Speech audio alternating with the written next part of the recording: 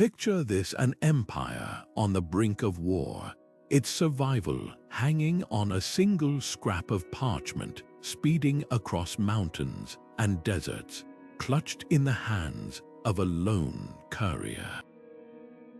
No instant replies, no backup copies, no second chances. If that message failed to arrive, kingdoms could fall. This was the high-stakes reality of ancient communication, where couriers weren't just delivery people. They were the lifelines of civilizations. Their journeys were cloaked in danger, their pouches filled with secrets that could alter the course of history, and yet their stories often slip through the cracks of time, overshadowed by kings and battles. But today, we're pulling them back into the light. Think about the last time you sent a text, how effortless it was, how certain you were it would arrive. Now, strip away that certainty, replace it with bandits lurking on lonely roads, storms swallowing mountain passes, and the ever-present fear of betrayal. Ancient couriers faced all this and more, armed with nothing but their wits and endurance. They carried more than words, they carried the hopes of entire nations. A single scroll could announce a royal birth, spark a rebellion, or seal a peace treaty.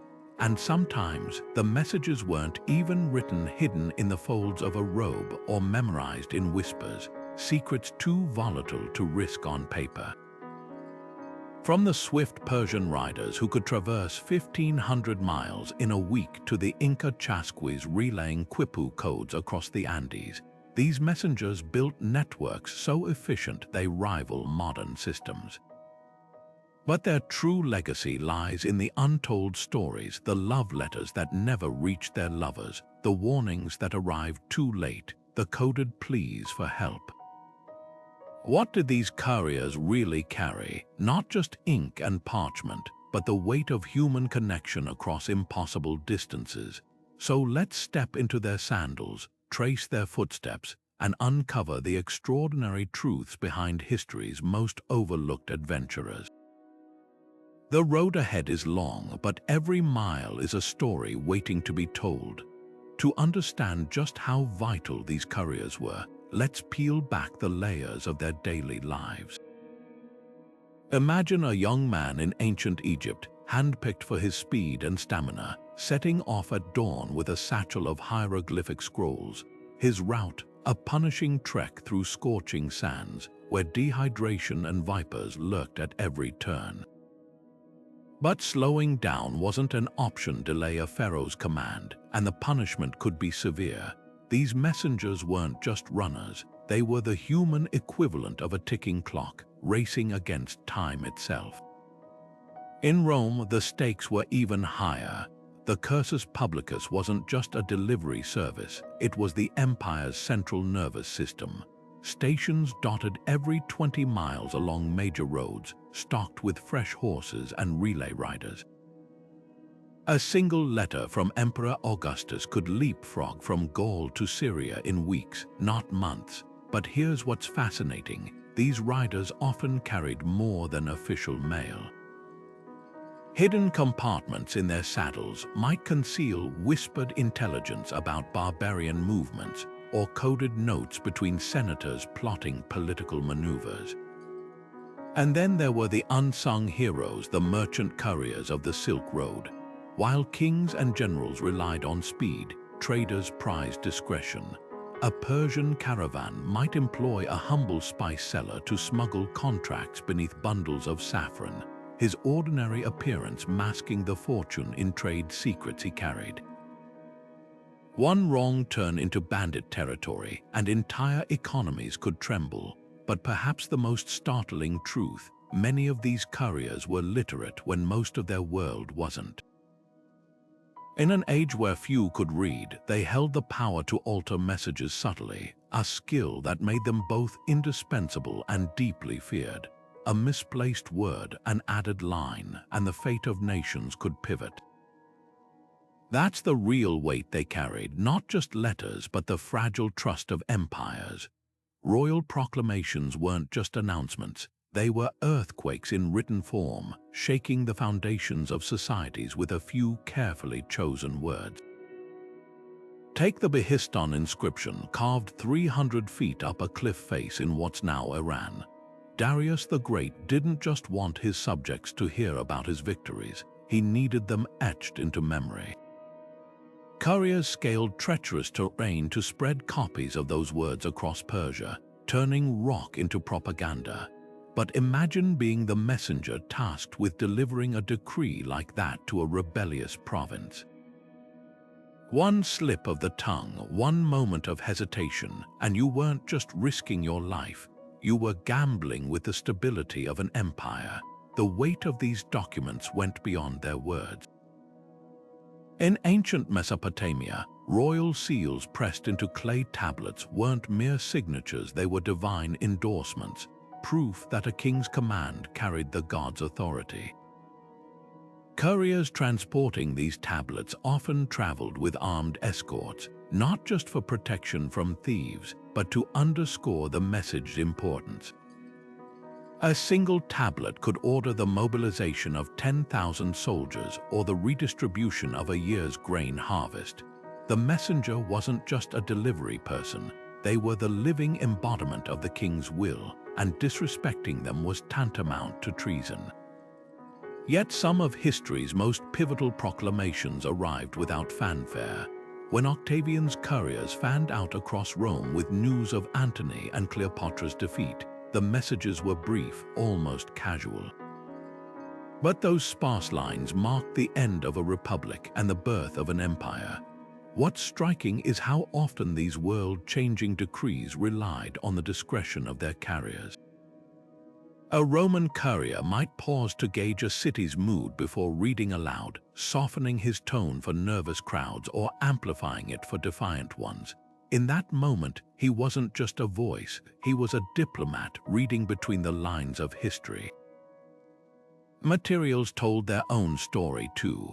While Darius used stone for permanence, Chinese emperors opted for silk scrolls with vermilion stamps, a deliberate display of luxury that underscored imperial wealth. And in the Maya civilization, bark paper codices carried by runners between city-states weren't just messages, they were works of art painted with pigments from crushed gemstones. The medium was the message long before modern theorists coined the phrase. When a Maya courier unfurled that vibrant scroll, the colors alone conveyed power before a single glyph was read. But perhaps most haunting are the proclamations that never arrived. In 1281, Kublai Khan's fleet of invasion ships bound for Japan was destroyed by a typhoon, the original kamikaze, or divine wind. Historians debate whether warning messages from Korean allies ever reached the Mongol commanders. If those couriers had been faster or the weather less cruel, the course of East Asian history might look radically different. It's a reminder that for all their skill and bravery, these messengers danced with forces beyond anyone's control: storms, chance, and time itself. Every edict they carried was a gamble, every journey a brush with the unpredictable. And that's what makes their stories so human beneath the grand sweep of history. War turned couriers into shadows darting between front lines, silent, swift, and absolutely irreplaceable. When a Spartan general needed to reposition his phalanx or a Roman consul had to abort an ambush, everything hinged on one breathless runner navigating chaos. Take the legendary Hemerodromoi of Greece. These weren't just athletes, they were human telegraphs. Phidippides' famed marathon to Athens wasn't merely about announcing victory at Marathon.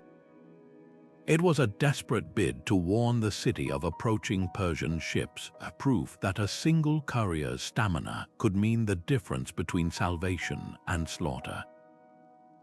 But speed alone wasn't enough. Military messages were often cloaked in cunning codes. A Babylonian scout might carry a seemingly innocent merchant's tablet, its cuneiform hiding troop counts beneath lists of grain.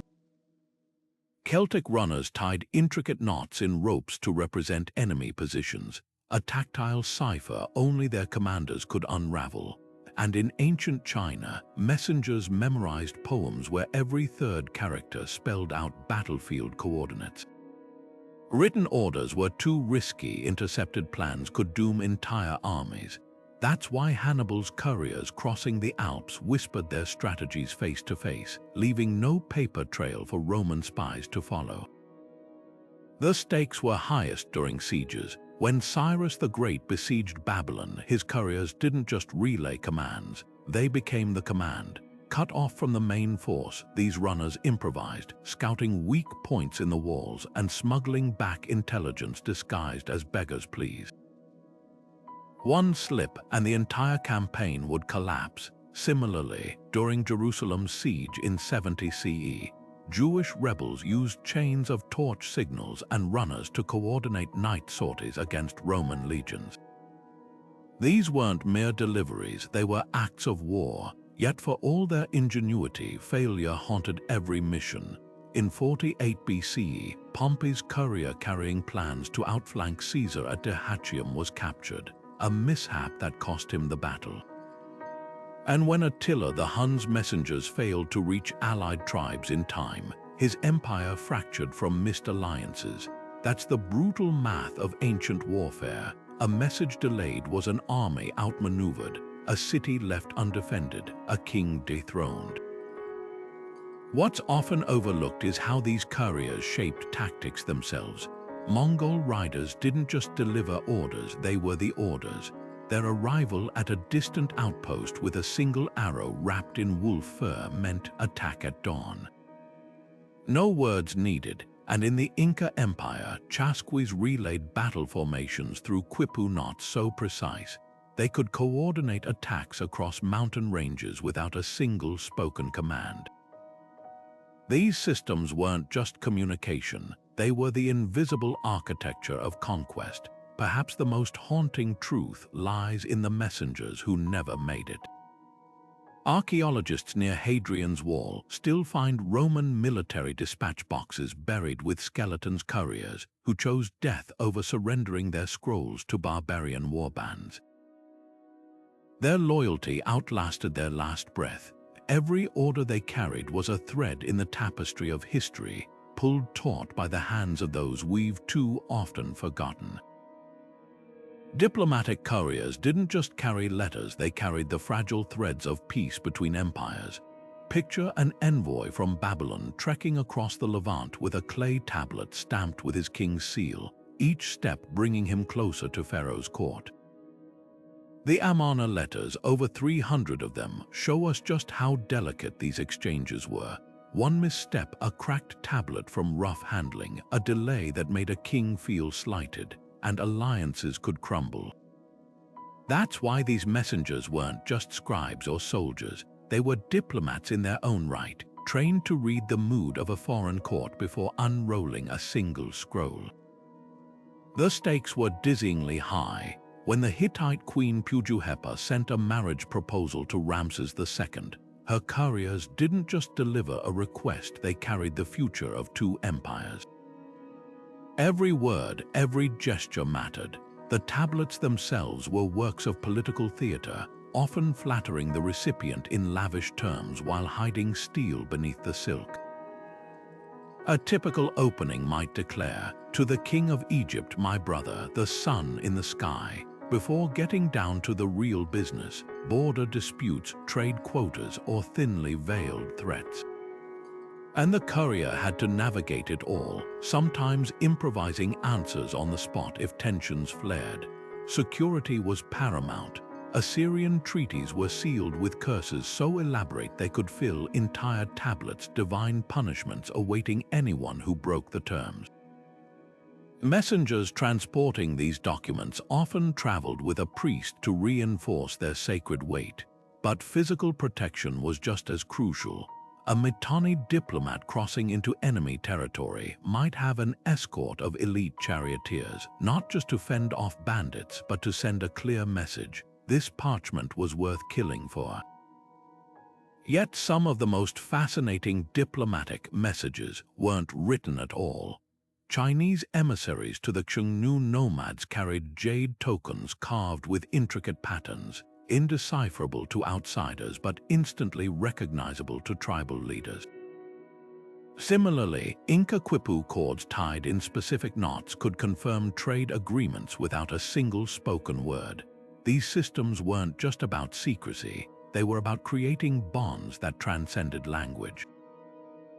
A courier presenting such an object wasn't just delivering terms, he was performing an act of cultural bridge building. The human element often made the difference.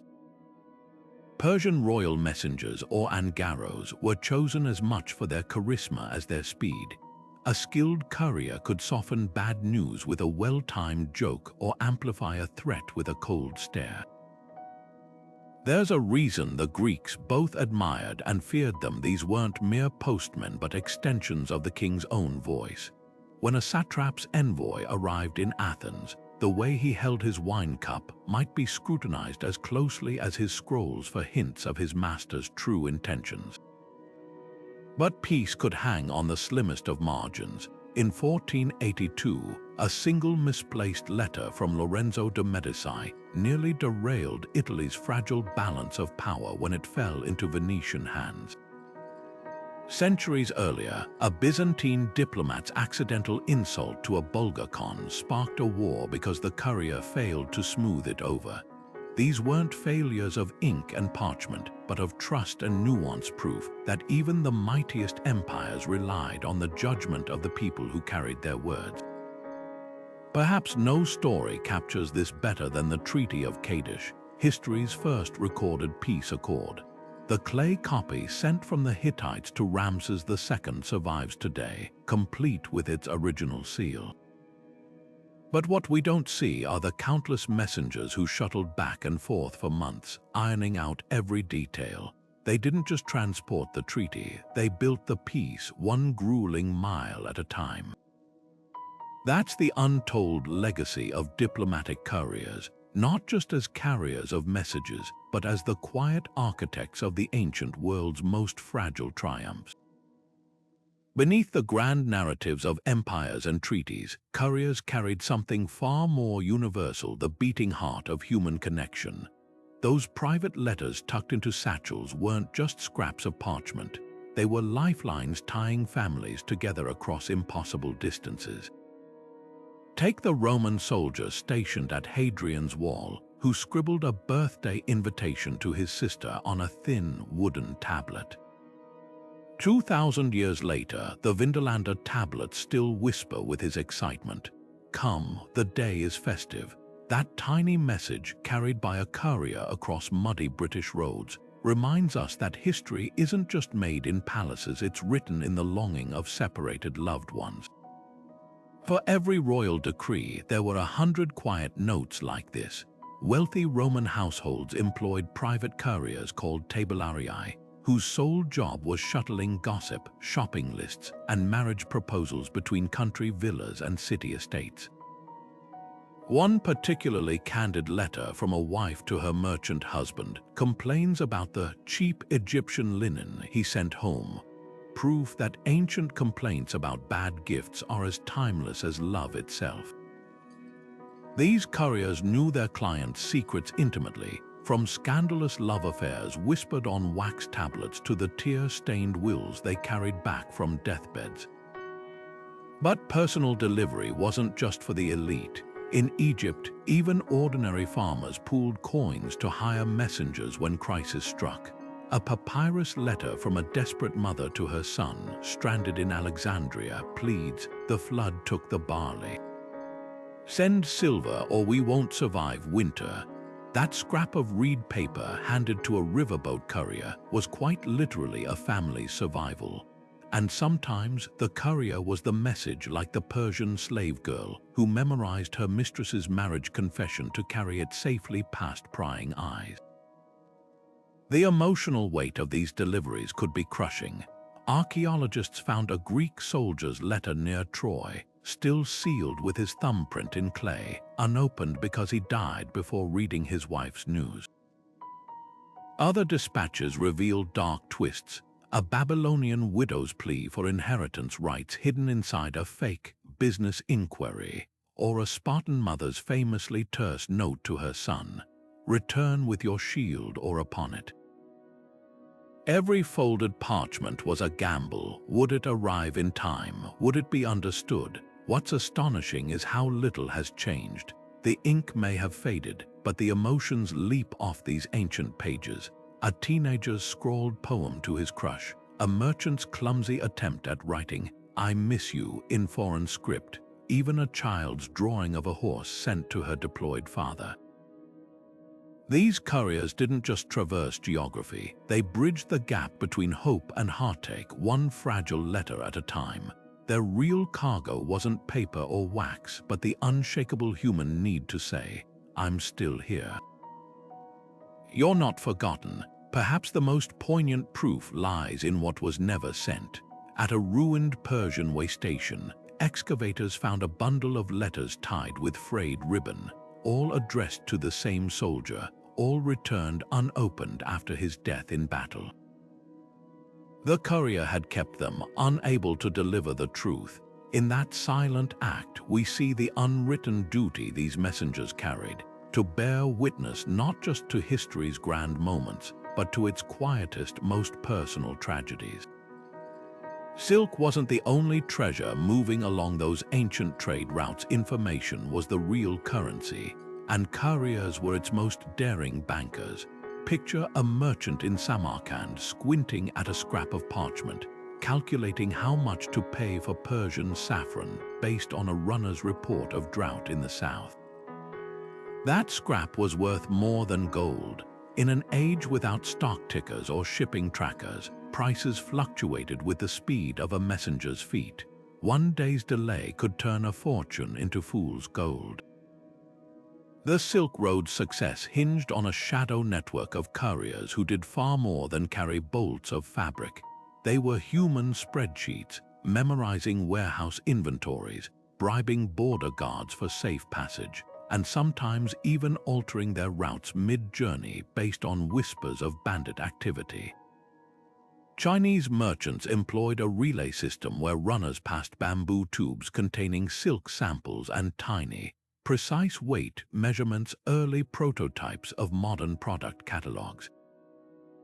A single misdelivered sample could spark trade wars. In 1254, a dispute over misrepresented silk grades between Venetian and Mongol traders nearly shut down an entire caravan route until couriers intervened with corrected swatches. But the real intrigue lay in the coded messages. Phoenician traders used clay tokens with markings only their partners could decipher, an ancient barcode system where a zigzag might mean shipment delayed by storms and a dot prices rising in Memphis. Greek wine merchants scratched symbols onto olive pits, knowing competitors would dismiss them as trash if intercepted. And in the bustling souks of Baghdad, coffee traders developed a system where the folds of a messenger's headscarf indicated the going rate for beans in Damascus. These weren't just codes, they were lifelines protecting profit margins from spies and rivals. The stakes were brutal. A Han Dynasty ledger found along the Hexi corridor records how one delayed message about a collapsed bridge led to 12 camel loads of porcelain shattering in a ravine, bankrupting 3 merchant families. Conversely, the speed of certain couriers built empires. The Radhanite Jewish traders dominated medieval commerce because their messengers could outpace anyone, using a network of secret mountain passes to relay prices between Cordoba and Canton faster than competitors could blink. Their most valuable asset, knowledge of monsoon patterns, allowing them to adjust spice prices before rival ships even docked. Perhaps the most ingenious system belonged to the Incas, where quipu carrying chasquis delivered not just quantities of goods but entire contracts. A knot at the third cord might signify a debt of 30 llamas, while its color revealed the creditor's village. Intercepting such a message was useless without the key, often memorized by the courier himself. This blend of physical and mental encryption made them walking vaults. Yet for all their cleverness, these couriers faced a relentless enemy, time. Monsoon winds didn't wait for late arrivals, and harvest prices crashed the moment the first grain ships arrived. That's why the greatest trade dynasties treated their messengers like royalty, housing them in private caravanserais, feeding them stamina-boosting elixirs of ginger and ginseng, even paying bonuses for record-breaking speeds. Because in the end, the difference between wealth and ruin wasn't the silk or spices, it was the breathless runner bursting into the marketplace, parchment in hand, shouting the news that would reshape economies before the sun set. When a Babylonian priest pressed his seal into a damp clay tablet predicting floods from the gods, he wasn't just writing a weather report, he was setting nations into motion. These religious couriers carried more than prophecies. They wielded the authority of the divine, their every footstep echoing with celestial weight. Consider the terrifying responsibility of the runner tasked with delivering an eclipse warning to Assyria's king. That single tablet, dashed off by temple astronomers, could trigger mass panic or halt military campaigns, all because the gods had darkened the moon's face. And the courier, he wasn't just a messenger, he was the first domino in a chain reaction of sacrifices, purifications, and royal decrees. The Delphic oracle's messengers faced even higher stakes. Clad in laurel wreaths to signify their sacred duty, these runners carried pronouncements that could spark colonization efforts or dissolve alliances. One famous example, when the oracle told the Spartans to ask for justice from the Athenians, her courier's exact phrasing determined whether the two city-states would reconcile or go to war. Unlike royal edicts, these messages couldn't be questioned or negotiated. A single word misremembered during the 5-day sprint from Delphi to Sparta might doom thousands, which is why these runners trained not just in speed, but in perfect recitation, repeating the Pythia's cryptic verses until they became living records. In Egypt, the system was even more intricate. Temple couriers transported dream interpretations on papyrus scrolls sealed with Anubis wax, documents so potent they could override a pharaoh's command. When a Theban priest sent word that the Nile's flooding would be weak, farmers hundreds of miles upstream began rationing grain within days, all because a runner had braved crocodile-infested marshes to spread the warning. What's chilling is how these spiritual messages blurred the line between prediction and causation. By the time a courier arrived announcing, "Ra is displeased with the border forts," those very forts would often already be burning, struck by lightning or raided by nomads, events later cited as proof of the prophecy's accuracy. Perhaps most fascinating were the shadow messengers of Mesoamerica. Mayan runners carried bark paper codices containing star charts so precise they predicted Venus's movement centuries in advance. But these weren't just scientific documents, they were battle plans. When a courier delivered a codex indicating the star jaguar would rise on a certain date, armies mobilized, believing celestial alignment guaranteed victory. The real power lay in the courier's ability to synchronize attacks across hundreds of miles without modern communication. One surviving codex from Tikal shows battle dates coordinated across 5 city-states, all triggered by runners interpreting the same astrological signs. Yet for all their sanctity, these couriers navigated very human dangers. A Zoroastrian fire temple messenger in Persia might be ambushed by rival priests seeking to suppress unfavorable omens. Hindu temple runners in the Gupta Empire sometimes memorized alternate verses of sacred texts, ready to reveal the true prophecy only to trusted recipients. And in Judea, sealed scrolls from the high priest contained not just blessings but covert pleas for help when Roman oppression grew unbearable, messages that, if intercepted, meant crucifixion for both sender and carrier. The ultimate irony, many of these divine messages shaped history precisely because they were wrong. When Mongol scouts misinterpreted Tibetan Lama's weather predictions, Genghis Khan's army retreated from Europe believing the heavens forbade further conquest. That single misdelivered omen arguably saved Vienna from slaughter. It's a humbling reminder, whether the gods truly spoke or not, it was the couriers' footsteps that made their words real, turning whispers at shrines into the forces that moved empires. Espionage turned couriers into masters of deception, where every scrap of parchment could be a death sentence if discovered. The Roman fermentar, officially grain collectors, unofficially the empire's most feared intelligence network, perfected the art of hiding messages in plain sight. A seemingly innocent merchant's ledger might contain troop movements written in lemon juice, visible only when held over a flame.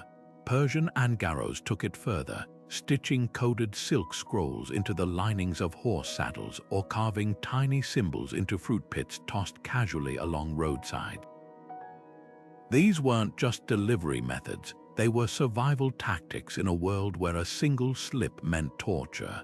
The most ingenious systems relied on misdirection.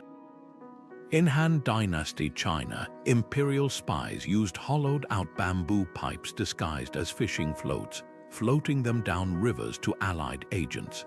Byzantine informants wrote in mirror script on the inside of their belts messages only readable when the leather was unbuckled and held up to a reflection. But the real genius lay in the couriers themselves. A frumentarius might pose as a wine merchant for years, building a cover so convincing that even his own family believed the ruse. Their deliveries weren't scheduled, they were situational, timed to market days or religious festivals where crowds provided natural camouflage. Interception wasn't just a risk, it was a constant threat.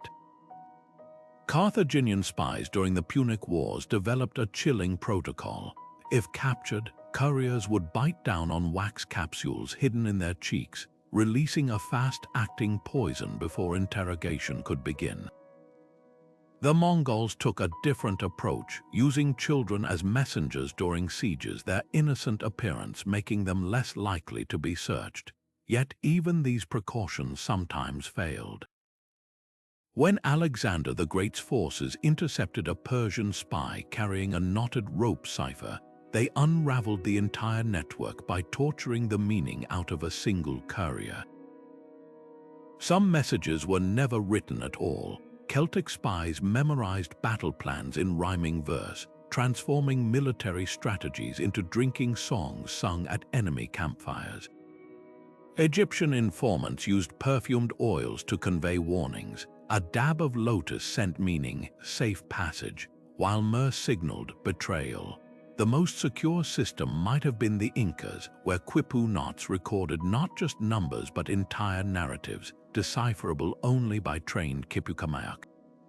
A captured messenger could truthfully say he carried no documents while his memory held enough secrets to topple kingdoms. What's often overlooked is how these shadow networks shaped history's turning points. When Hannibal crossed the Alps, it wasn't just his elephants that stunned Rome. It was the silent work of Gallic couriers who'd mapped the passes and bribed Alpine tribes in advance. Similarly, the fall of Constantinople in 1453 hinged on a single Venetian spy's message smuggled past Ottoman lines in a loaf of bread, warning of Mehmed's secret cannon transport. These weren't just notes in the margins of war, they were the invisible threads pulling empires toward victory or ruin. Yet for every success, there were 100 silent failures, couriers swallowed by blizzards, messages dissolved in rain, betrayals that erased entire spy rings overnight.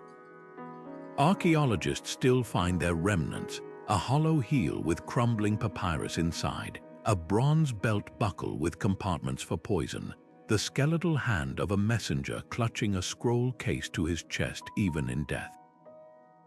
These artifacts tell the real story of ancient espionage, not the glamour of intrigue. but the grinding tension of trust stretched thinner than parchment, where every delivery might be your last.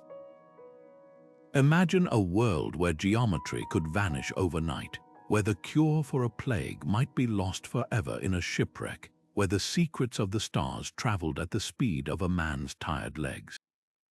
This was the fragile reality of ancient scientific exchange, where couriers didn't just deliver knowledge, they guarded the very light of human understanding. When Archimedes scribbled his latest theorem on a scroll in Syracuse, that fragile papyrus had to survive storms, bandits, and careless hands before reaching the scholars of Alexandria. One snapped wax seal, one wrong turn into pirate waters, and centuries of thought could blink out like a dropped torch.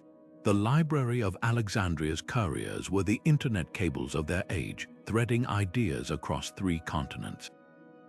A single shipment might contain Aristotle's notes on marine biology, alongside Hippocrates' fever remedies, and Euclid's latest geometric proofs, a dizzying cocktail of disciplines packed into reed baskets. But unlike modern digital backups, these texts had no duplicates. The astronomer Eratosthenes calculated Earth's circumference with shocking accuracy in 240 BCE, yet only a handful of couriers ever carried copies of his work. Lose those scrolls, and humanity would spend another 1,000 years debating whether the world was flat. What's staggering is how much we owe to their logistical genius. Ptolemaic Egypt maintained a fleet of scholarly couriers who could navigate not just roads but intellectual networks. They knew which philosophers in Rhodes would pay top silver for works on conic sections, which Macedonian physicians craved the latest surgical diagrams. One surviving ledger from the library lists a shipment to Pergamon containing 2 scrolls on hydraulics, 1 on optics, and 3 on dream interpretation, a proof that even ancient science had its eclectic side. Yet danger lurked in every delivery. When a Roman courier ship carrying Lucretius on the nature of things sank off Naples, the entire Western world nearly lost its most radical atomic theory. Only a few moldy copies survived in villa libraries, waiting centuries to be rediscovered. Other losses were permanent, like the Babylonian astronomer Nabarmenu's precise lunar tables, last seen on a caravan to Antioch before vanishing into dust. The real unsung heroes were the couriers who went beyond mere transport. Many were literate enough to spot forgeries or patch damaged scrolls mid-journey. A Pomeran trader's letter boasts of rescuing a waterlogged Hierophilus manuscript by drying it page by page in desert sun, saving the first accurate diagrams of human nerves. Others acted as intellectual bodyguards when Christian mobs began burning pagan texts in 4th century Alexandria. Scholars paid couriers triple rates to smuggle works by Hypatia and Plotinus to hidden monasteries. Perhaps the most poignant deliveries were the collaborations stretched across continents. Archimedes and Conon of Alexandria exchanged ideas through letters carried by trusted sailors, each scroll building on the last like a slow-motion dialogue.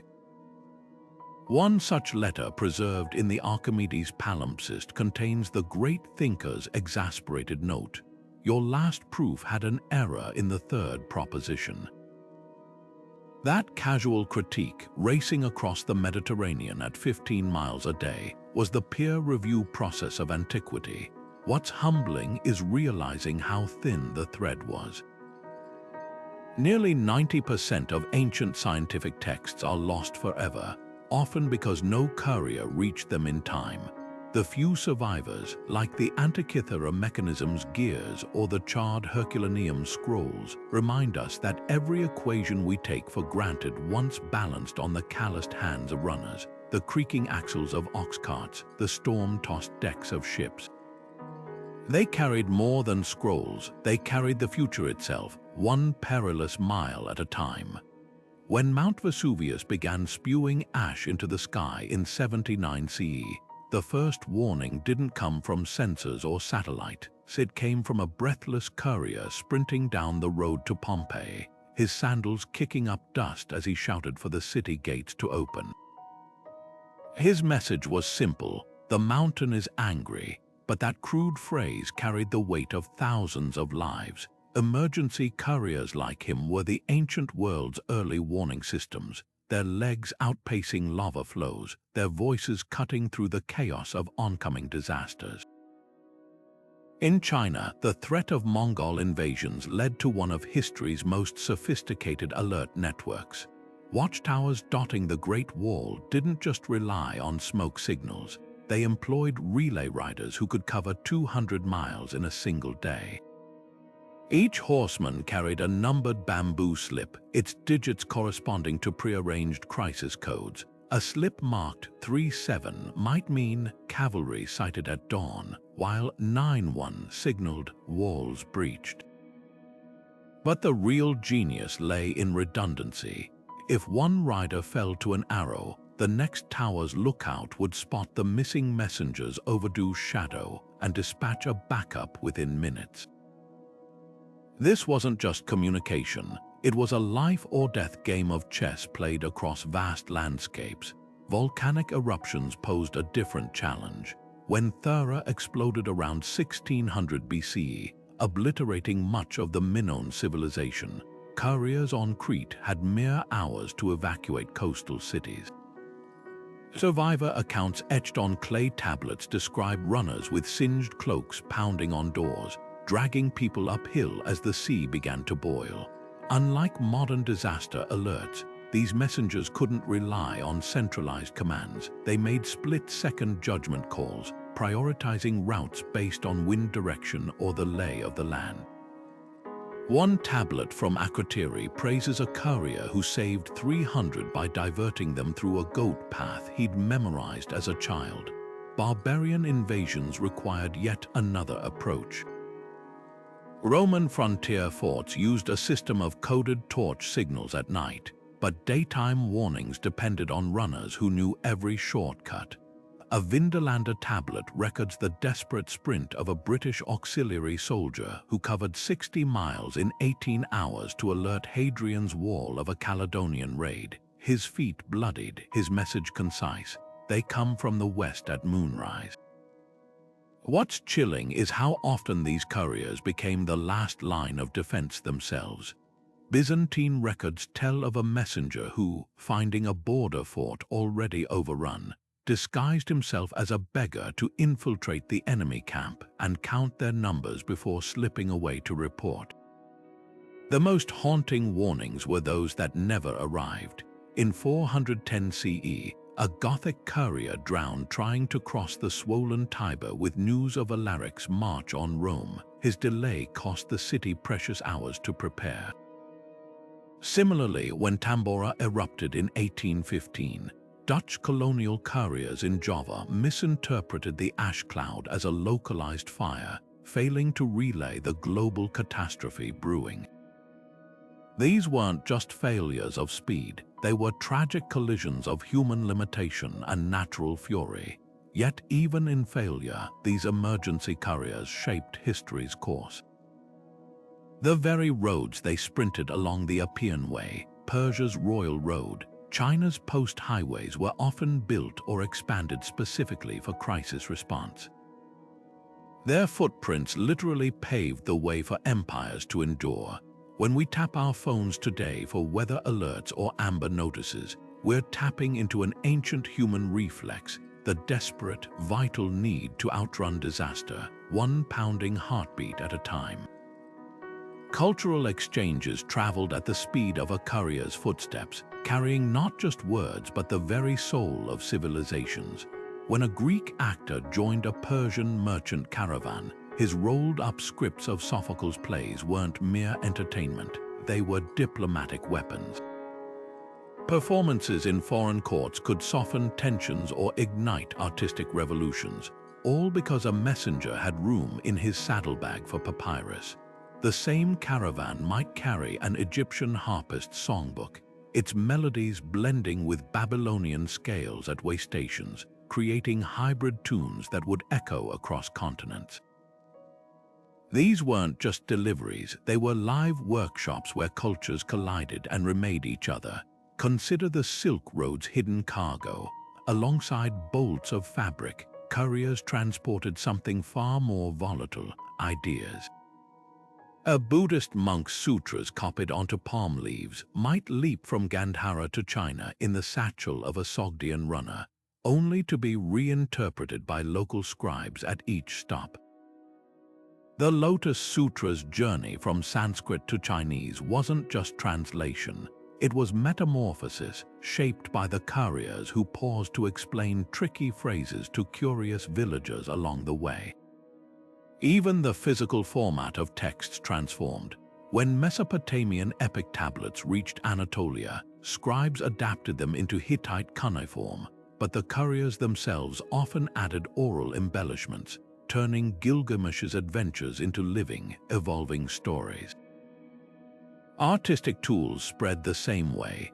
A Phoenician glassblower's recipe for cobalt blue pigment, scribbled on a scrap of papyrus and carried by a tin trader, could revolutionize fresco painting in Crete. Archaeologists found evidence of this in Knossos, where suddenly, after centuries of earth-toned art, vibrant blues appeared, timed perfectly with the arrival of Levantine trade couriers. Similarly, the intricate lyres of didn't reach Greece by accident.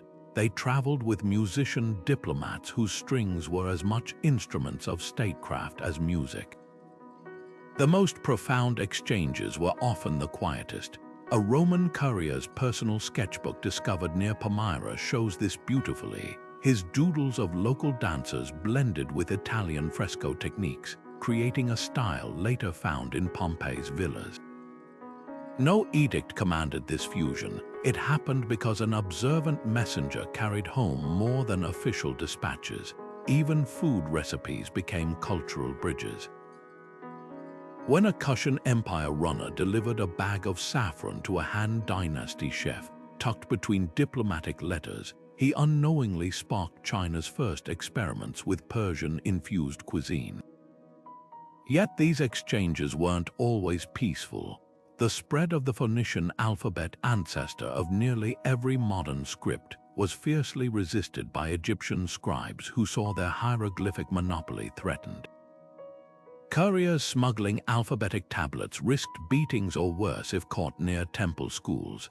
Likewise, when Greek tragedy reached Carthage, traditionalists burned the scrolls, fearing their youth would prioritize Athenian drama over Punic rituals.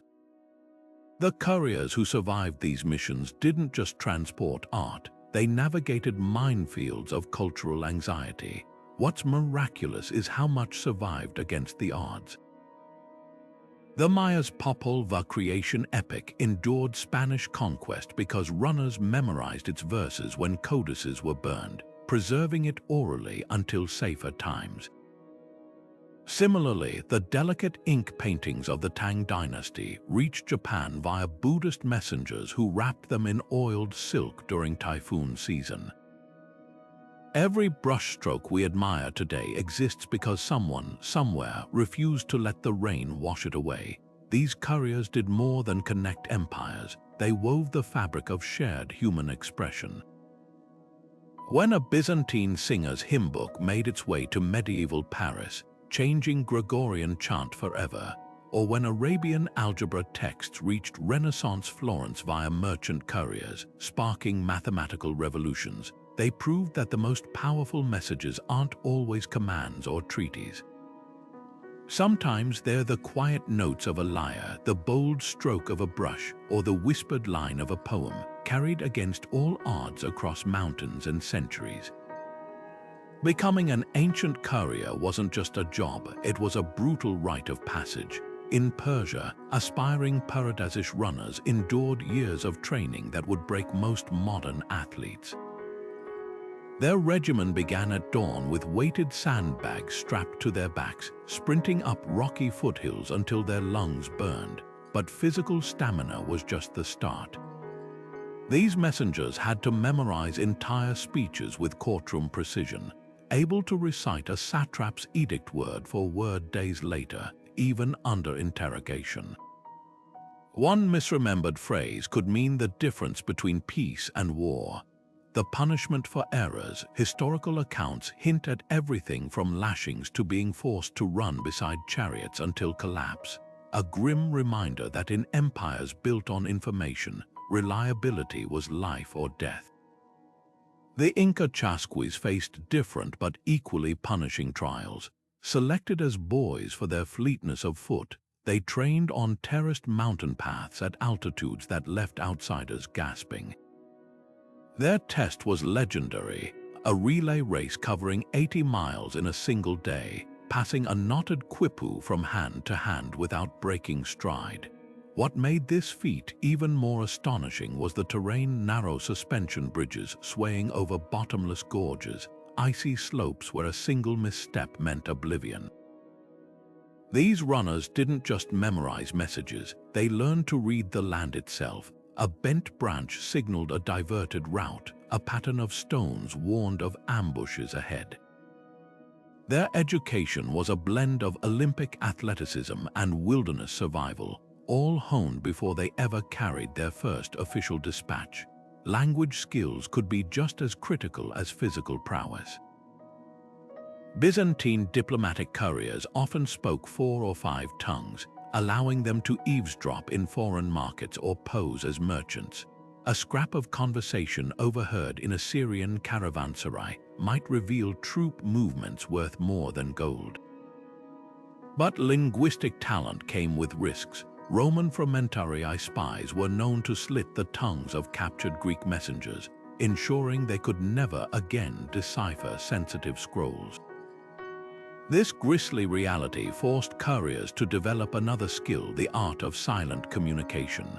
Carthaginian agents, for example, used finger taps against wine cups to convey naval coordinates, while Mongol scouts tied complex knots in horsehair ropes to report enemy numbers without speaking a word. Discretion was drilled into them from day one. Egyptian temple couriers underwent initiation rites where they'd be woken at random hours and ordered to repeat confidential texts while half asleep. Fail, and you'd spend a month scrubbing ink stains off temple floors. Succeed, and you joined an elite fraternity trusted with the pharaoh's most sensitive dreams and omens. Even their clothing was designed for secrecy. Assyrian royal messengers wore reversible cloaks, plain wool outside but lined with embroidered maps only visible when flipped. Perhaps the most overlooked skill was psychological endurance. Han Dynasty couriers crossing the Taklamakan Desert faced hallucinations from heat and isolation, yet still had to guard their cargo against sand ghouls, bandits who mimicked the cries of dying travelers to lure victims. Many trained by meditating for hours under waterfalls, building mental resilience alongside physical toughness. It's no wonder these messengers were often the only civilians permitted to wear swords in royal courts. Their minds were considered just as lethal as any blade. What's striking is how their training echoes in modern special forces. The emphasis on memory, terrain mastery, and stress resistance. When a Persian courier outpaced Alexander's cavalry for 3 days straight, or a chasquis sprinted uphill with news of an earthquake, they weren't just delivering messages, they were proving that human determination could outpace geography itself. Their legacy isn't just in the words they carried, but in the unimaginable limits they pushed to carry them. The open road was a courier's battleground, where every shadow could hide a knife and every gust of wind might herald a storm. Roman messengers braving the Alpine passes didn't just contend with icy cliffs, they faced avalanches that could bury an entire party in moments. Survivors' accounts tell of riders tying themselves together with ropes, gambling that if one slipped into a crevasse, the others might pull him out. But nature wasn't the only predator. Bandit gangs stalked trade routes like wolves, knowing a single intercepted satchel might contain a merchant's life savings or a general's battle plans. The famous Via Appia, lined with crucifixions, served as a grim reminder of what happened to those caught carrying sensitive dispatches. Desert couriers faced a slower, crueler enemy, thirst. Nabatean runners crossing Arabia's empty quarter carried hollowed-out ostrich eggs filled with water, sipping just enough to keep their tongues from swelling. One recovered skeleton near Petra still clutched a broken eggshell in its fingers, a messenger who chose to preserve his scrolls rather than drink the last drops. Sandstorms brought their own nightmares, swallowing trails whole and leaving men to wander blindly until their bones whitened under the sun. Yet even these horrors paled next to human threats. Persian royal couriers traveling through rebellious territories wore plain cloaks over their insignia, knowing the shimmer of an official badge could draw arrows from the rocks above. Interception wasn't just a risk, it was a fate worse than death for those carrying military secrets. Celtic tribes tortured captured Roman frumentarii with fire and hooks, desperate to pry loose troop movements from their lips. That's why many couriers carried poison rings or hollow teeth filled with hemlock. The Theban sacred band trained their messengers to bite through a wax-sealed capsule at the first sign of capture, choosing a quick end over days of agony. But some went further. A Han Dynasty relay station near Dunhuang preserved a remarkable find, a scorched bamboo tube containing half-burned slips. The courier had clearly thrown them into a brazier when ambushed, preferring to reduce his emperor's orders to ash rather than let the Xiongnu nomads glimpse even a single character. Animals added another layer of peril. Indus Valley runners kept iron-tipped staves to fend off leopards that stalked jungle paths at dusk. Egyptian Nile couriers poling through reeds risked hippo attacks that could snap a boat in half. And in the Caucasus Mountains, messengers reported wolves following them for miles, drawn by the scent of dried meat in their packs. Yet the greatest predators often walked on two legs. Viking Age traders doubling as couriers told tales of wave riders, pirates who'd let a ship pass outward bound, knowing it would return heavier with silver and secrets worth plundering. What's astonishing isn't just the dangers they faced, but how they adapted. Byzantine runners crossing bandit country wore shoes with reversed soles to leave misleading tracks. Chinese frontier couriers trained carrier pigeons as backups, tying micro-scrolls to the birds' legs before dangerous crossings. And Inca chasquis stations kept stashes of identical quipu cords, allowing messengers to destroy one set if captured while preserving the information elsewhere.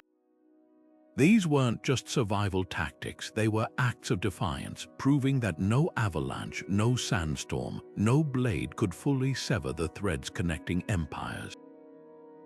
The real message wasn't in the scrolls or knots, it was in the sheer stubborn will of those who refused to let the world's dangers silence the words they carried.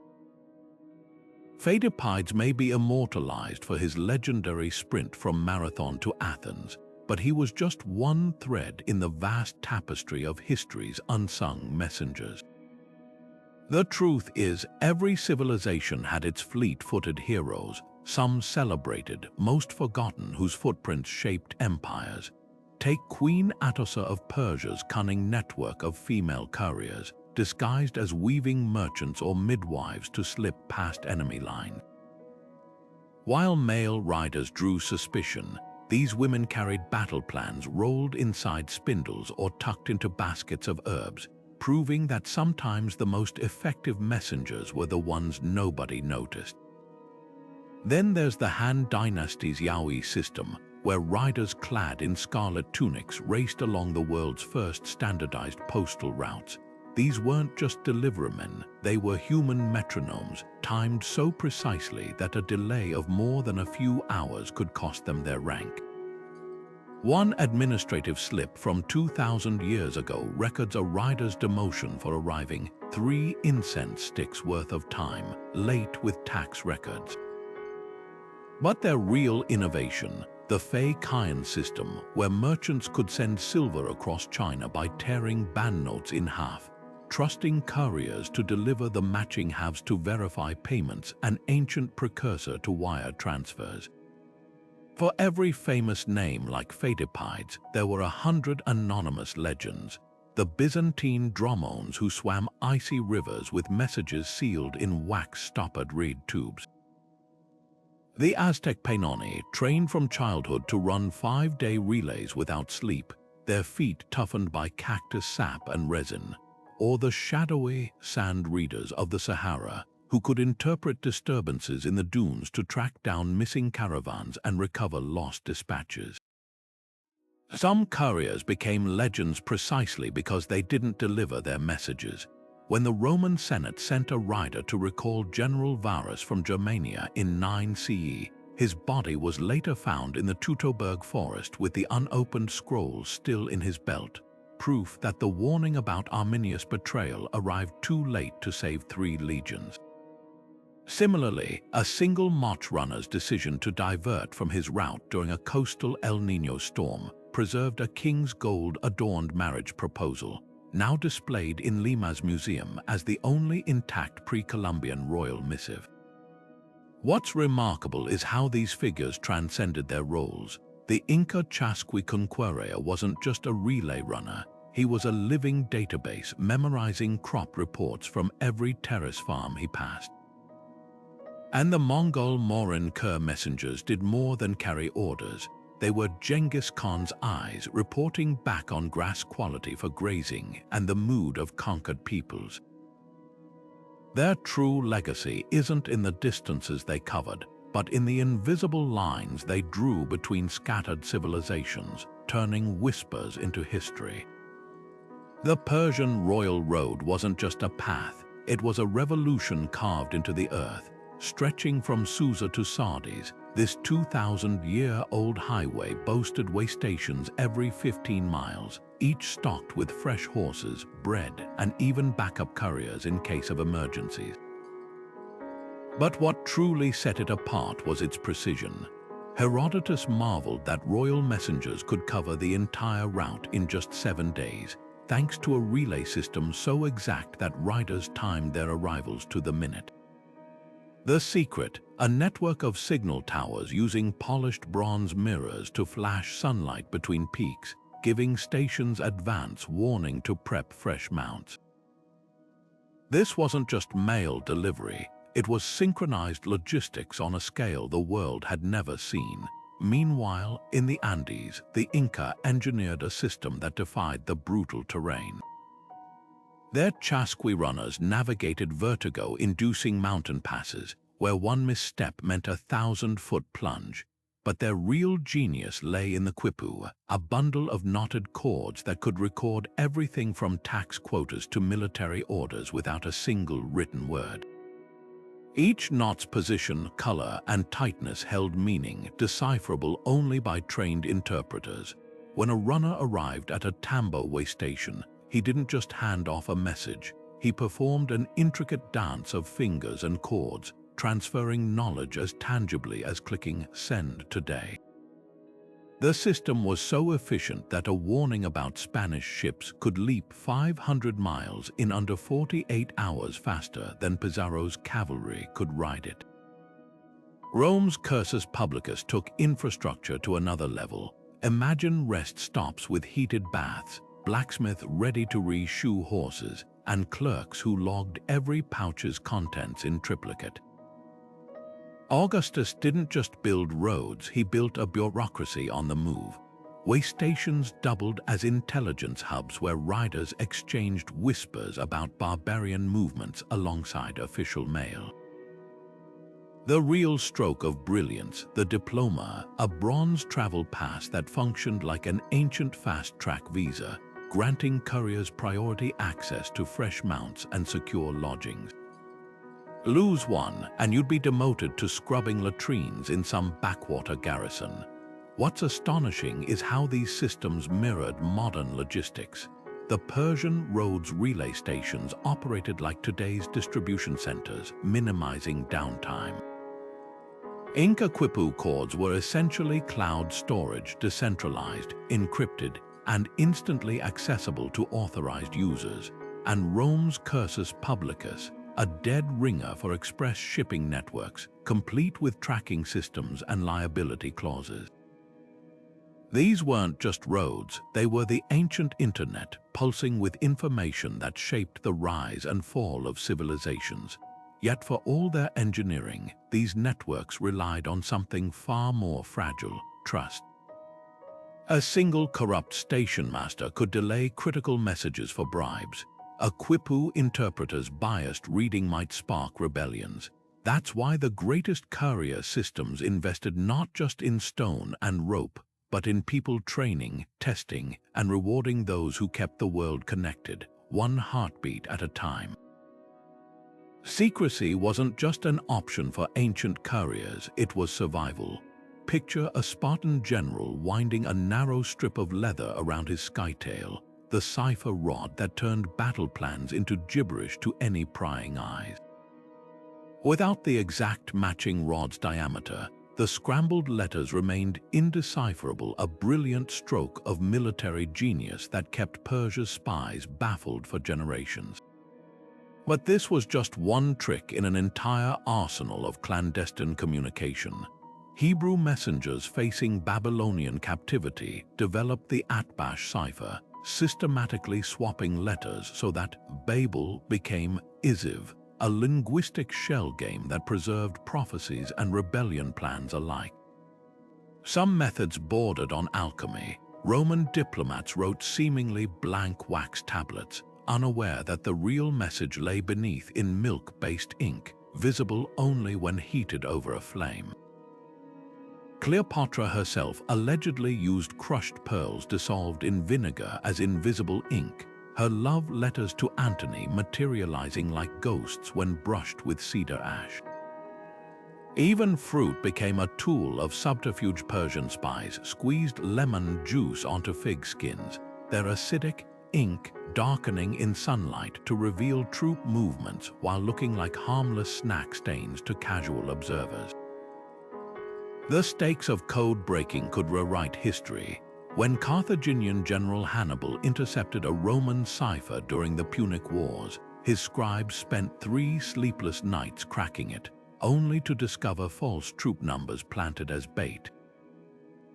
The tables turned when his own encrypted plans fell into Roman hands, written on lead sheets folded into wine jug stoppers.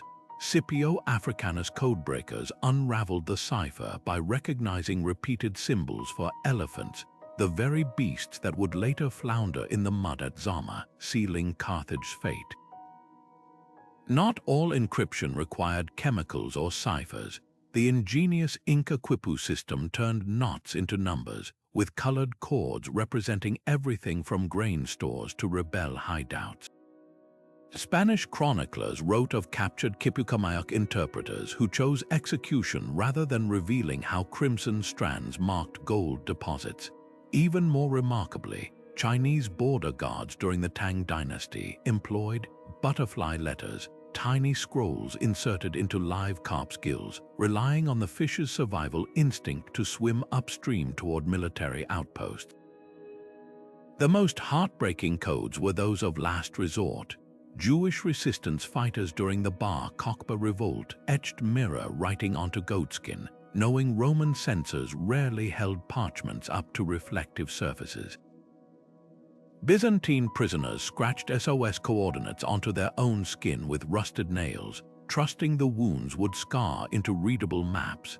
Every method, from the simplest wax seal to the most elaborate cipher, carried the same unspoken truth. In a world where information was power, the courier wasn't just a carrier. They were the lock and key to empire's darkest secrets. And sometimes the only thing standing between a message and its enemy was a scribe's cleverness, a general's paranoia, or the slow darkening of lemon juice in the desert sun. The Mongol Yam network didn't just move messages, it reshaped the world's understanding of speed and reliability. Genghis Khan's riders could cover 200 miles in a single day, switching horses at stations spaced every 20 miles, their saddles barely cooling between mounts. But the real innovation wasn't the breakneck pace, it was the system's ruthless efficiency. Each YAM station kept detailed logs, tracking delivery times down to the hour, with penalties for delays that could cost a station master his head. This wasn't just mail delivery, it was the birth of standardized logistics, a blueprint that would echo through centuries.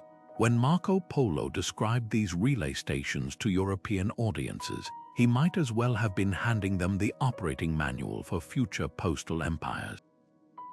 Fast forward to 15th century France, where Louis Roman XI established the first royal postal service explicitly modeled after the YAM. His couriers wore blue tunics emblazoned with fleurs de lis, a far cry from the leather-clad Mongol riders, but the DNA was unmistakable. Stations with fresh horses, check. Priority lanes on major roads, absolutely. Even the concept of sealed diplomatic pouches borrowed from Mongol pazes, the engraved metal tablets that granted couriers safe passage. The real twist came with pricing. Louis's system introduced the idea of prepaid postage, calculating fees by distance, a radical notion that wouldn't become standard elsewhere for another 300 years. Meanwhile, in the skies above medieval Cairo, pigeons were proving that some ancient methods needed no improvement.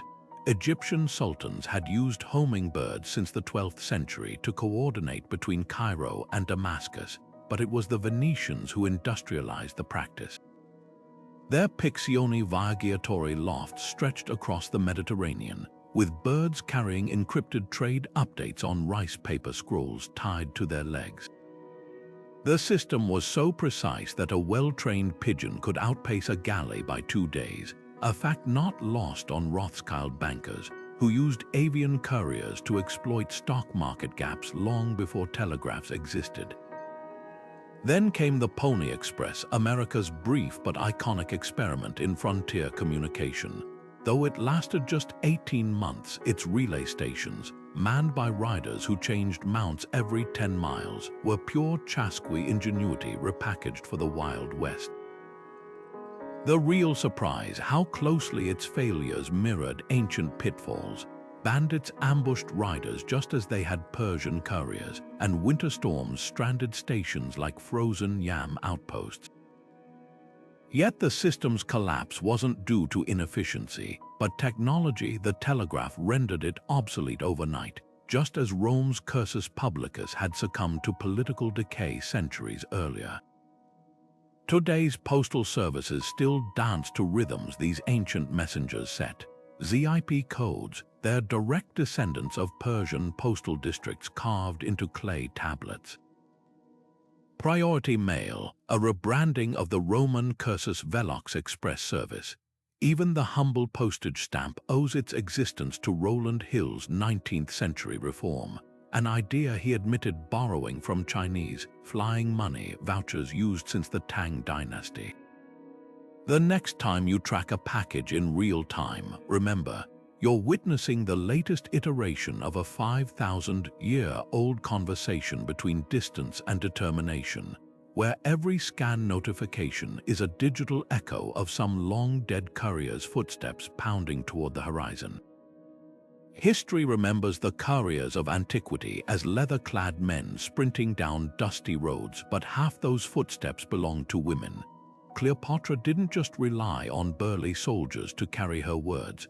Her most sensitive missives traveled in the hands of women like Charmian and Eras, her handmaidens turned envoys. When she needed to negotiate with Octavian, it was these trusted companions who shuttled between camps, their flowing garments hiding political dynamite. Roman historians dismissed them as mere servants, but their scrolls contained the fate of nations. One intercepted note from Charmian, a seemingly innocent grocery list, actually held a cipher revealing Ptolemaic troop movements, written in henna ink that vanished when heated. Celtic tribes took this further, turning women into diplomatic superhighways. In a world where men bearing weapons sparked instant suspicion, a Breton woman with a child on her hip could cross enemy lines unchallenged. Tribal law even granted female couriers in Bosphorusni sacred immunity, allowing them to move through war zones untouched. The Romans learned this the hard way when Boudicca's rebellion was coordinated by a network of druidesses carrying messages woven into their hair braids. By the time legionaries realized these harmless priestesses were human telegraphs, half of Londinium was in flames. East of the Rhine, Norse women leveraged their roles as traders to build an intelligence empire. A Viking friller merchant's wife might inspect Frankish silver at a market stall while memorizing fort layouts whispered by a cousin from Normandy. Their secret weapon, not poetry-embroidered patterns in apron strings that mapped coastal defenses when read in sequence. Archaeologists recently found one such apron near Hedeby, its zigzag stitches charting Saxon watchtowers along the Elbe River. But the most astonishing system flourished in feudal Japan. The Onin female ninja couriers perfected the art of fukiya blowgun diplomacy. Disguised as shrine maidens, they carried hollowed-out scroll cases that doubled as dart tubes, allowing them to deliver poisoned messages to traitors mid-bow. Their greatest coup came in 1560, when an Onin named Chiom infiltrated a besieged castle by posing as a wet nurse, her infant swaddling cloth concealing rice paper maps that enabled a surprise attack. What's heartbreaking is how many of these stories were erased. Byzantine chroniclers reduced Empress Theodora's spy network to gossiping eunuchs, ignoring the Veshire cloth merchants who smuggled intelligence in bold seams. And when archaeologists reconstructed the Mongol siege of Baghdad, they initially missed the role of cotton couriers women who relayed orders via embroidery patterns on felt rugs, their stitches encoding siege engine placements. These weren't exceptions, they were the invisible scaffolding of history. The next time you imagine an ancient messenger, picture calloused hands clutching a scroll. But remember, half those hands were painted with henna, their fingers deft from years of weaving secrets into the fabric of everyday life. Hannibal's elephants weren't just war machines, they were walking communication hubs, their towering backs carrying not only soldiers but sealed bamboo tubes containing battle plans for the Alps campaign. The Carthaginian general knew what every ancient empire understood. Animals didn't just transport messages, they defied geography itself. While his elephants lumbered through snowdrifts, their mahouts memorized coded chants to relay if captured, turning the beasts into living encryption devices. Horses dominated courier networks from Persia to China, but their true brilliance lay in specialization. The Pony Express gets all the glory, but 2,000 years earlier, the Han dynasty bred, sweating blood, horses Fergana stallions whose endurance bordered on myth. These golden-coated beasts could gallop 300 miles without rest, their hooves wrapped in felt to muffle sound during nighttime spy runs. Roman dispatch riders preferred Libyan ostriches for short bursts, their 30-mile-per-hour sprints outpacing any horse over desert flats. One recovered saddlebag near Leptis Magna contained ostrich feathers dyed with crushed murex shells, a vivid status symbol proving these birds were more than speedy. They were mobile billboards of imperial prestige. Then there were the unsung heroes of arid zones, camels. Arabian merchants didn't just use them as pack animals, they trained specific breeds as singing couriers. These dromedaries could cover 80 waterless miles while their riders memorized trade contracts in rhythmic chants, the cadence syncing with the camel's gait to prevent forgotten clauses. A surviving Sassanid manual details how handlers fed camels dates soaked in rosewater to enhance their memory of routes, creating living GPS systems that could find oases blindfolded. But no creature matched the pigeon's reliability. Egyptian pharaohs released them from Nubian gold mines as early as 2000 BCE, their homing instincts faster than chariots. The real game changer came with Roman military pigeons, who carried tiny scrolls in waterproof lead capsules strapped to their legs. During the siege of Mutina, Mark Antony's forces intercepted one such bird, only to find its message written in vinegar ink, invisible until heated over a torch. Dogs played their part too. Celtic tribes bred massive wolfhounds to sprint between hill forts with leather message tubes around their necks, while Inca relay stations kept packs of agile Peruvian hairless dogs for mountain runs. The most fascinating case comes from Nineveh's ruins, where Assyrian tablets describe shadow hounds, dogs trained to run only at night, their dark coats and padded paws making them nearly silent couriers for sensitive military orders. What's often overlooked is the emotional bond between messengers and their animals. A Tang dynasty poem mourns a courier's horse that collapsed after delivering warnings of a Tibetan invasion, its hooves worn to the quick. Persian royal stables employed full-time veterinarians to massage horses' legs with sesame oil after long runs, while Mongol riders slept curled against their ponies for warmth, sharing every scrap of dried meat. These weren't just tools, they were comrades in a world where speed meant survival and loyalty stretched beyond species, the real testament to their value. How desperately enemies tried to stop them. Byzantine forces trained hawks to pluck pigeons from the sky, while Hannibal's rivals poisoned alpine grazing grounds hoping to disable his elephants. Yet the animals adapted. Carrier pigeons flew higher, elephants learned to test foliage with their trunks, and Roman ostriches were armored with scaled leather to deflect arrows. Their legacy endures in modern logistics, from the pony's DNA in thoroughbred racehorses to the carrier pigeon's descendant, the Internet's packet-switching protocols, racing along fiber optic routes these ancient creatures first pioneered. The life of an ancient courier wasn't just measured in miles, it was counted in silent nights under unfamiliar stars, the weight of unspoken fears pressing heavier than any satchel. Imagine the Persian royal messenger galloping through the Zagros mountains with a decree that could ignite a war, his only company the howl of distant wolves. No comrades to share the watch, no fire to ward off the dark, just the gnawing knowledge that if he misremembered even one phrase of his king's words, entire cities might burn. This wasn't just a job, it was a marathon of the mind where solitude could unravel the toughest runner as surely as any bandit's arrow. Inca chasquis runners faced their own demons on those vertigo-inducing Andean trails.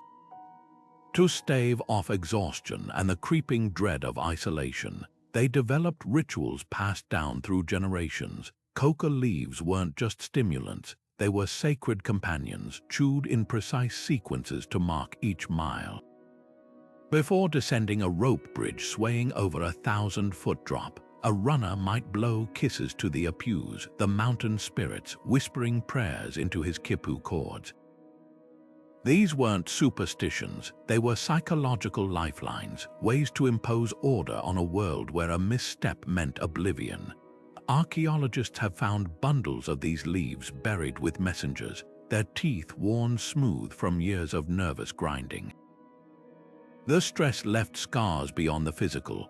Roman Cursus Publicus riders stationed on the German frontier wrote haunting graffiti on barrack walls, crude sketches of faces with hollow eyes, scratched with the phrase, "Memento iter," remember the journey. Some drank themselves into stupors between dispatches, while others became obsessively meticulous, checking and rechecking seal wax until their fingers bled. A recovered diary from a Byzantine courier near Antioch reads like a manual for managing panic. Breathe as the Armenians do, 4 counts in, 7 out, when the Saracen arrows sing overhead. These weren't just coping mechanisms, they were evidence of a silent epidemic of anxiety among men who dared the roads less traveled. For diplomatic couriers, the psychological tightrope was even narrower. A Hittite envoy delivering bad news to Pharaoh might practice his facial expressions for days, knowing a single twitch at the wrong moment could be misinterpreted as disrespect and cost him his head. Assyrian clay tablets reveal palace scribes coaching messengers in the art of shielded speech, rehearsing euphemisms to soften battlefield losses. The sun has temporarily set on our forces. The strain bred surreal habits. One Babylonian emissary reportedly carried a pouch of his wife's perfume, sniffing it before entering foreign courts to steady his nerves with the scent of home. Some cracks in the armor became legend. The weeping courier of Han Dynasty China, immortalized in a court poet's verse, was said to have arrived at Chang'an with his hair turned white overnight after witnessing a village massacre en route. Celtic runners in Gaul developed a reputation for prophetic nightmares, their sleep so haunted by visions of undelivered messages that druids prescribed elaborate dream rituals involving owl feathers and moon water. Even the famously stoic Mongols had their shadows. Marco Polo wrote of a Yam station master who compulsively counted stars each night, convinced the sky held coded warnings from the Kogan. What's tragic is how little support existed. Unlike soldiers who returned to barracks full of comrades, couriers often cycled through solitary outposts where no one spoke their language. A Ptolemaic papyrus records a station chief's plea to Alexandria: "Send a physician who understands the melancholy of those who know too much." The closest thing to ancient therapy might have been the Persian practice of assigning each royal messenger a shadow, a junior rider whose only duty was to listen as his senior decompressed after brutal journeys. Yet from this crucible emerged astonishing resilience. The same Vindolanda tablet that details a Roman courier's depressive episode also boasts of his 60-mile sprint through a Caledonian blizzard. The Incas revered chasquis who ran through grief, like the relay runner said to have completed his circuit with a broken arm after learning of his son's death mid-route. Their strength wasn't just in their legs, but in their ability to carry the unbearable, not just messages, but the silence between words, the terror of uncertainty, the crushing responsibility of being the fragile thread holding civilizations together. The real message they carried wasn't written on any scroll. It was etched into their bones. That courage isn't the absence of fear, but the will to keep running when every shadow whispers of disaster, when home is a memory and the road ahead holds only more darkness. And that sometimes the most heroic thing a person can do is simply deliver the truth, then turn around and do it all again tomorrow. Hermes wasn't just a god with winged sandals, he was the ancient world's ultimate fantasy of what a courier could be. Gliding between Olympus and the mortal realm in the blink of an eye, delivering Zeus's thunderous decrees with a smirk, he embodied the speed, cunning, and charm that real-life messengers could only dream of. But the Greeks didn't worship him just for his footwork. Hermes was also the patron of thieves and tricksters, a nod to the sly ingenuity that earthly couriers needed to navigate bandit-ridden roads. His mythos reveals a truth: societies didn't just rely on messengers, they elevated them into legends, because anyone who could outpace disaster and outwit chaos deserved a place among the gods. Across the Atlantic, the Navajo spoke of N-I-acute-L-ch adjective I-H-A-N-E adjective, the whispering wind, a spirit who carried prayers and warnings on its breath. Unlike Hermes' showy theatrics, this messenger left no footprints, just the faintest rustle in the sagebrush. Yet both figures shared a sacred duty, bridging the gap between the seen and unseen. For the Dene people, the wind wasn't a metaphor, it was a living courier, scattering pollen as divine mail, turning storm clouds into scrolls. When a runner set out across the desert, elders would pray for the wind to guide his steps, blurring the line between human and supernatural delivery. These myths weren't just pretty stories, they were survival manuals wrapped in metaphor. The Aztecs feared Tzitzimime, skeletal star demons who descended during solar eclipses to snatch undelivered messages from dying couriers' hands. Terrifying, absolutely, but also a stark reminder: fail in your duty and the cosmos itself might unravel. Meanwhile, in West Africa, the Yoruba revered Igrov letter 1 E63 Ugrov, a trickster deity who guarded crossroads and by extension every courier's fate. Misplace a parcel and Igrov letter 1 E63 Ugrov might twist your path into oblivion. Honor your cargo, and he'd clear the road of snakes and scorpions. Even the act of carrying messages became sacred theater. Hindu temple runners in Kerala reenacted Vishnu's eagle Garuda swooping down with divine edicts, their turbans trailing like feathered wings.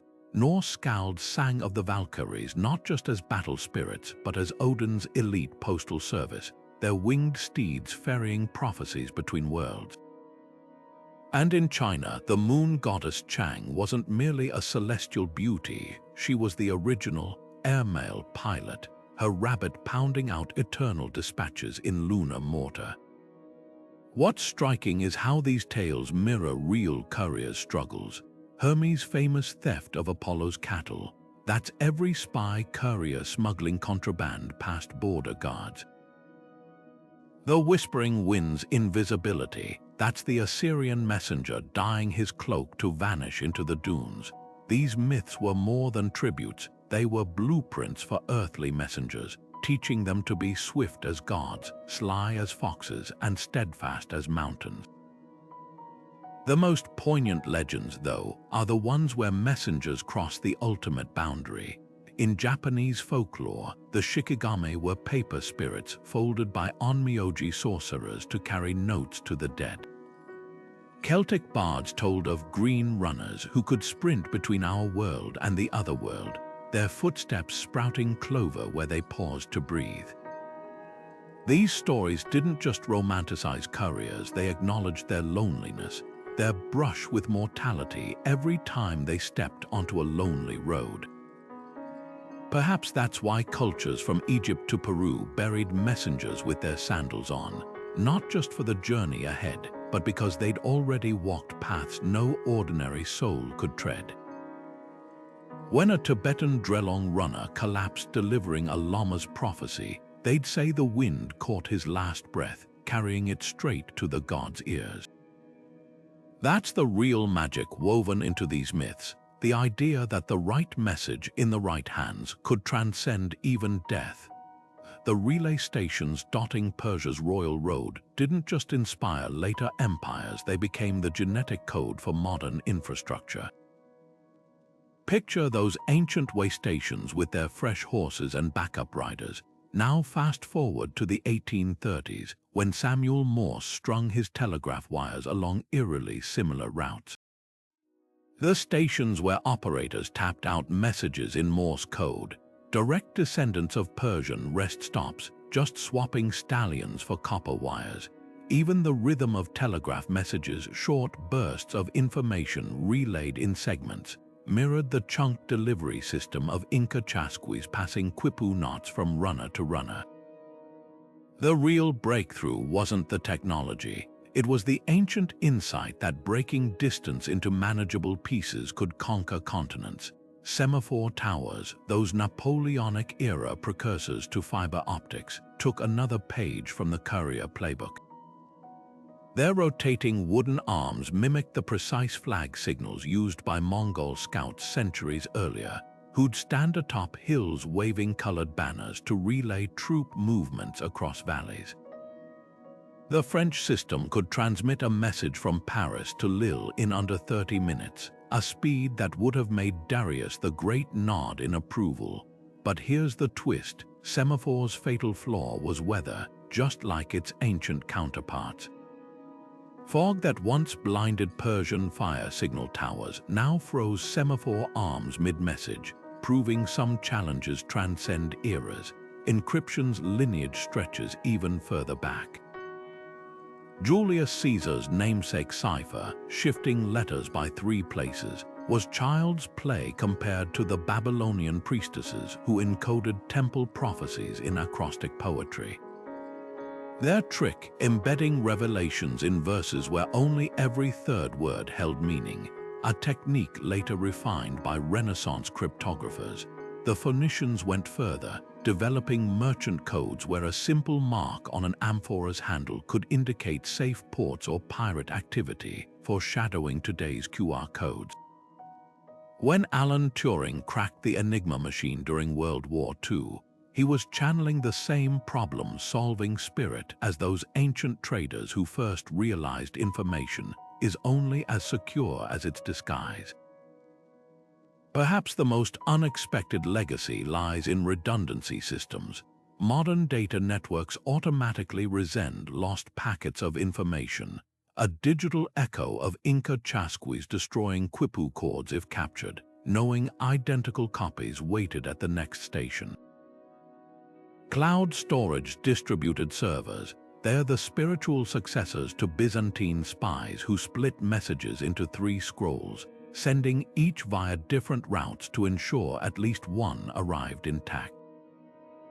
Even failover protocols in today's power grids trace back to Egyptian couriers carrying duplicate dispatches in clay pots, water-proofed with bitumen, an ancient version of backup drives.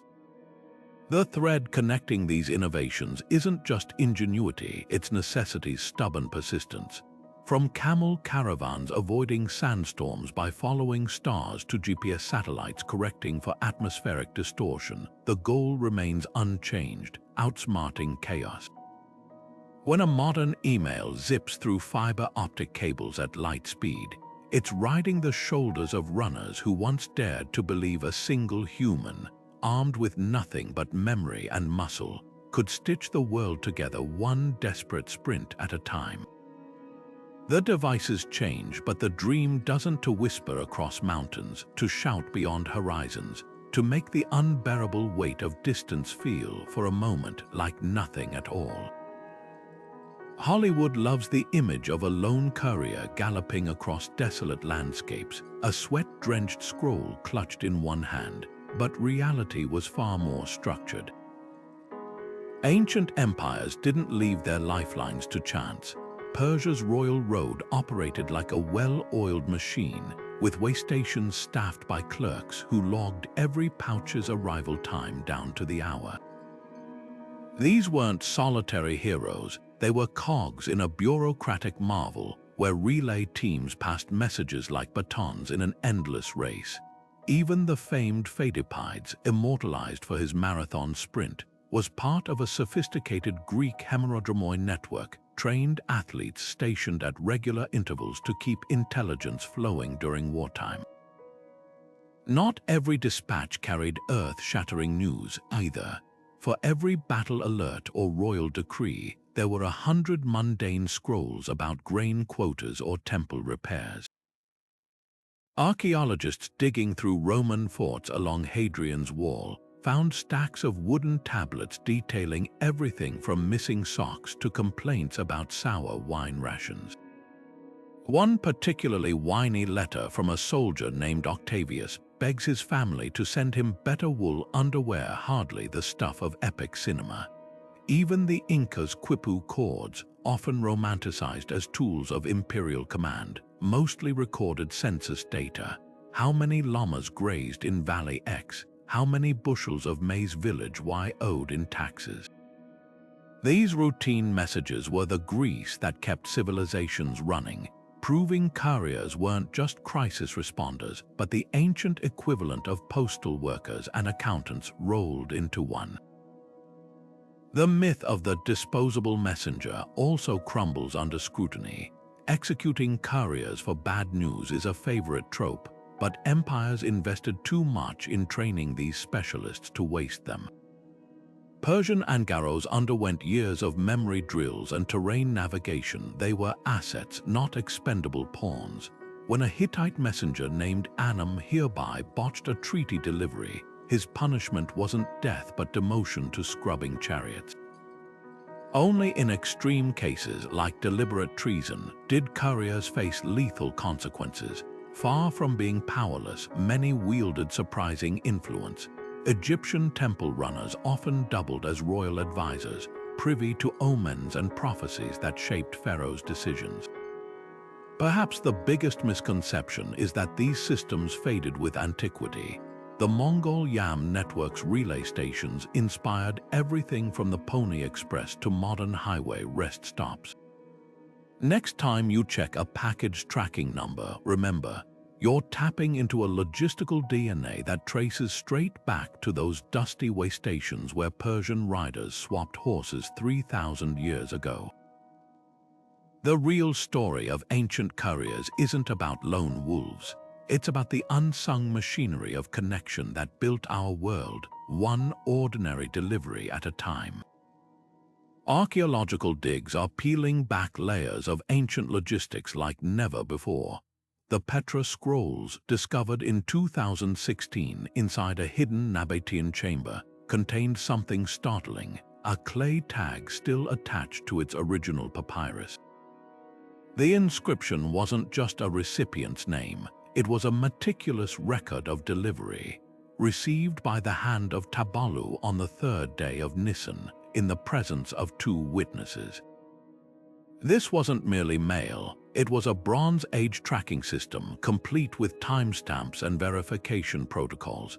Even more revealing, the scroll's casing, a cylindrical leather tube with wax seals at both ends. Its design so standardized that matching containers have turned up in Roman Egypt and Parthian Mesopotamia. Suddenly, we're not just looking at individual couriers, but at an intercontinental supply chain with quality control. Then there's the Qin dynasty bamboo slips unearthed near Lehigh. These narrow strips, bundled together with hemp twine, detail the minutiae of China's first imperial postal system. One slip lists penalties for tardiness. A day's delay cost a runner a month's grain ration, while losing a scroll meant 3 years' hard labor on the Great Wall.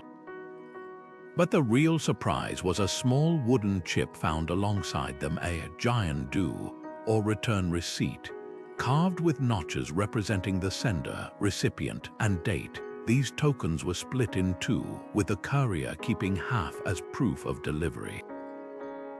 It's a system so foolproof that modern logistics companies still use its spiritual descendant, the barcoded shipping label.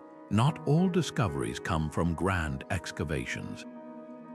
A humble pottery shard dug up near a Carthaginian ruin in Tunisia held scribbled Greek letters. At first glance, just a merchant's note, but infrared imaging revealed ghostly indentations beneath the ink, a reused wax tablet's impressions, preserving a Roman Frumentarius spy's report about Numidian troop movements.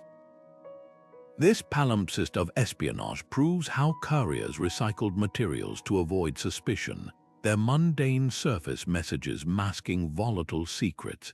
Perhaps the most touching find emerged from a Vindolanda trash heap, a child's practice tablet.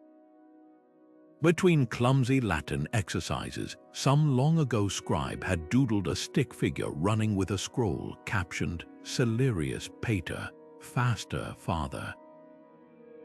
This childish sketch immortalizes what official records often omit, that courier families lived and breathed the profession, their children learning the trade between alphabet drills. Each of these fragments collapses time in unexpected ways. The Petra tags show us bureaucracy's ancient roots. The Qin slips expose the ruthless efficiency behind China's unification. The Carthaginian shard reveals espionage paper trail, and that Vindolanda doodle, it reminds us that history's grand systems were powered by ordinary people, people who packed lunches, kissed their kids goodbye, and then set off to stitch empires together one hurried step at a time. The hum of a data center might seem worlds apart from the pounding footsteps of an Inca chasquis runner, but the DNA of modern communication still carries ancient fingerprints. Those same principles that kept Persian royal decrees secure, encryption, authentication, redundancy, now power every encrypted email and blockchain transaction.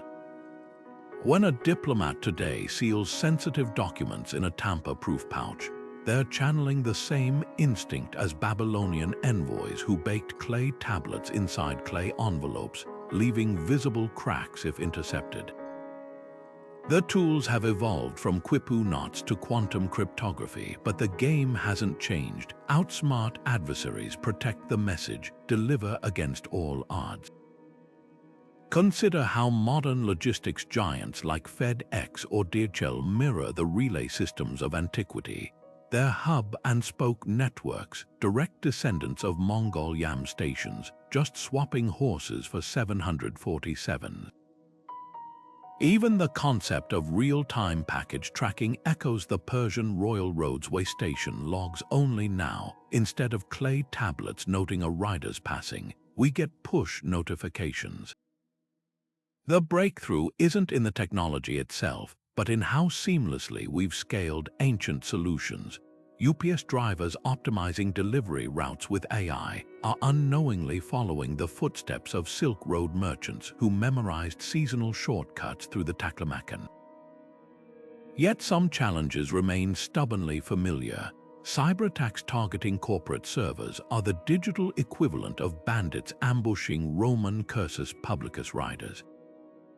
When ransomware gangs hold data hostage, they're replaying the same extortion tactics used by pirates who intercepted Ptolemaic grain shipments unless paid in silver.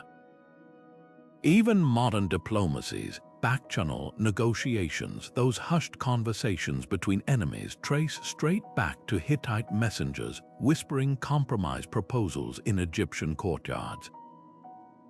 The mediums change, the dance of trust and deception doesn't. Perhaps the most profound legacy lies in our expectations. Ancient couriers taught humanity to demand reliability across distance. The Assyrians who grumbled when a runner arrived a day late would instantly recognize our frustration with buffering videos. That impatience is their bequest, proof their work ethic rewired our collective psyche. We've inherited their urgency, their intolerance for delay, their unspoken pact that information should flow like water. But with all our fiber optic cables and satellite networks, we've lost something too. There's no modern equivalent to the emotional weight of a Roman soldier's letter, its wax seal pressed with his wife's fingerprint. No algorithm can replicate the terror and hope that crackled through a Byzantine spy's voice as he recited memorized troop movements. Speed has cost us texture, the visceral connection that comes from holding history in your hands, still warm from the messenger's grip. The next time you hit send, pause for a heartbeat. That email racing across continents at light speed carries more than words. It carries the unbroken lineage of every runner, rider, and sailor who refused to let mountains or oceans silence human connection. Their ghosts live in the click of a keyboard, the ping of a notification, the quiet certainty that somewhere, someone will always be there to carry the message home. The footsteps of ancient couriers echo through every click, swipe, and tap of our modern world. These unsung architects of connection didn't just deliver messages, they built the invisible scaffolding of civilization itself. From the Persian rider who braved blizzards to keep an empire informed, to the Inca chasquis who memorized crop reports as he sprinted mountain trails, their legacy isn't just in what they carried, but in the radical idea they proved, that no distance is too great, no terrain too harsh when human determination becomes the bridge between minds. Think about the sheer audacity of their work. Without maps or weather apps, they navigated by starlight and whispered rumors. Without antibiotics or GPS, they outpaced plagues and ambushes. And yet, their greatest innovation wasn't physical. It was the unshakable belief that words mattered enough to risk everything for. When a Roman Frumentarius swallowed poison rather than betray his scrolls, or a Mongol yam rider galloped through a sandstorm clutching a message for Kublai Khan, they weren't just doing a job. They were honoring a sacred pact that ideas must flow, no matter the cost. This invisible contract still binds us today. Every time you stream a video or refresh a news feed, you're benefiting from their ancient blueprint. The fiber optic cables beneath oceans, they trace the same paths as Phoenician merchant ships carrying clay tablets. The urgency we feel when a text says, "Read receipt enabled." That's the ghost of Assyrian kings demanding confirmation seals on every decree. Even our modern obsession with encryption mirrors Babylonian priests wrapping prophecies in 7 layers of linen and wax. But something vital has been lost in the speed of our digital age.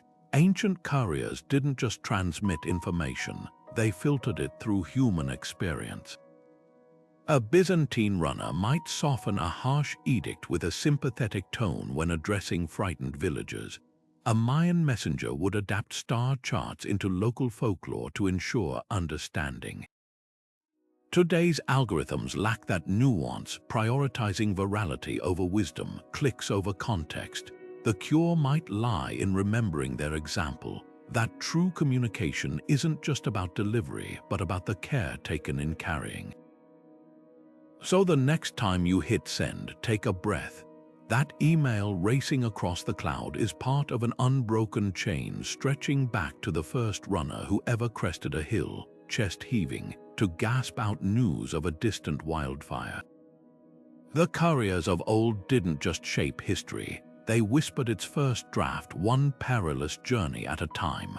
And if you listen closely, you can still hear their rhythm in the pulse of every notification. The quiet insistence that no message is ordinary when it's entrusted to human hands. If these stories of courage and connection resonated with you, pay it forward, tap that like button to keep the spirit of these ancient messengers alive. Drop a comment about which courier's tale amazed you most, or share this video with someone who'd appreciate these unsung heroes. And who knows, maybe that quick thumb swipe is your modern-day version of a chasquis sprint, keeping the great conversation of humanity moving, one shared idea